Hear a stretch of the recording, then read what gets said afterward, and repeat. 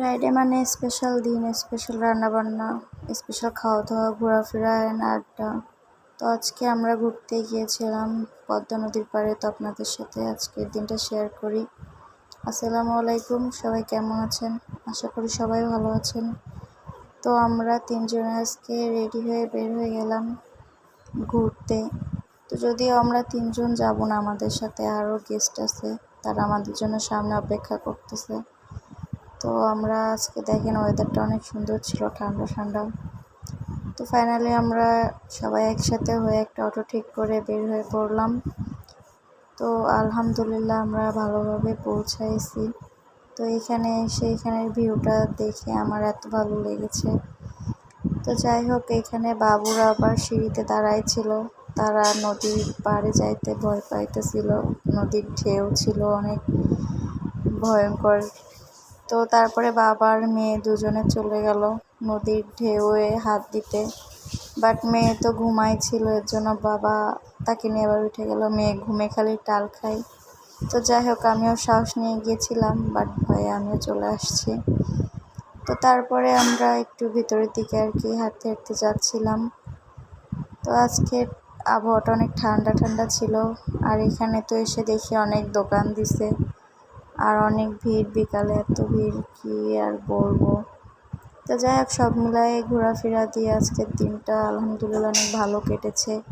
আর এখানে তো roller ice cream দেখে আমার মাথা নষ্ট হয়ে গেছে, বাট কী করার, এখন অনেক ভিড়, এর জন্য এখন খাওয়া দাওয়ার সাবজেক্টটা পরে, আমরা আগে ঘুরে ফিরে আসি।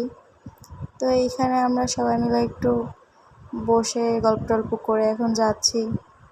তো এইখানে মেয়ে আর তার বাবা গ্যাস বেলুন দেখতে গ্যাস বেলুন কিনতে চলে গেল। মেয়ে তো গ্যাস বেলুনের পুরাই ফ্যান, সে আর তার বাবা গ্যাস বেলুন কিনতেছে। আর এদিকে আমাদের খাবারও চলে এসেছে, ফুচকা। বাইরে যাব আর ফুচকা খাবো না। তো যাই হোক, ফুচকা খাওয়া দাওয়া শেষ করে আমরা আসলাম রোলার আইসক্রিমের কাছে। মানে এইখানে এসে সে আমাদের জন্য আইসক্রিম বানাইতেছিল। তো যাই হোক, আইসক্রিমটা অনেক মজা ছিল, অনেক সুন্দর। রোলার আইসক্রিম আমি ফার্স্ট টাইম ট্রাই করে দেখলাম, আমার কাছে বেশ ভালোই লেগেছে।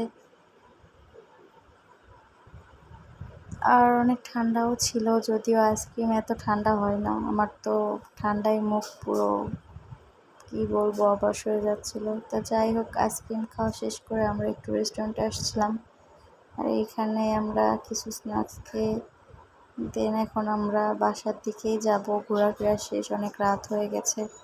তো আমরা রেস্টুরেন্ট থেকে আর কি বের হচ্ছিলাম। আর এই যে সিঁড়িগুলা, এত বাজে মার্কা সিঁড়ি, আমার এই সিঁড়িগুলো একদমই পছন্দ না। নামতে গেলে আমার অনেক স্ট্রাগল করা লাগছে। তো যাই হোক, ওঠার সময় কোনো ভিডিওই করতে পারি নাই, এর জন্য আর কি নামার সময় একটু টুকটাক ভিডিও করে নিলাম। রেস্টুরেন্টটা অনেক সুন্দরভাবে ডেকোরেট করেছে। তো বাইরে বের হওয়ার পরে দেখলাম কি ওইদিকে বাবুরা দোলনায় বসে দোল খাচ্ছিল। তারা অনেক সময় থেকে দোলনায় বসার জন্য আর কি সুযোগ খুঁজতেছিল, বাট এত ভিড়, সবাই দোলনার উপরে আর কি ঝোঁকছিল, এর জন্য তারাও কোনো স্কোপ পায় নাই। তো অবশেষে তারা বসে দোল খাচ্ছিল। আর আমরা এদিকে সবাই মিলে আর কি দাঁড়ায় ছিলাম, সে তো যেতে চাচ্ছে না দোলনা ছেড়ে।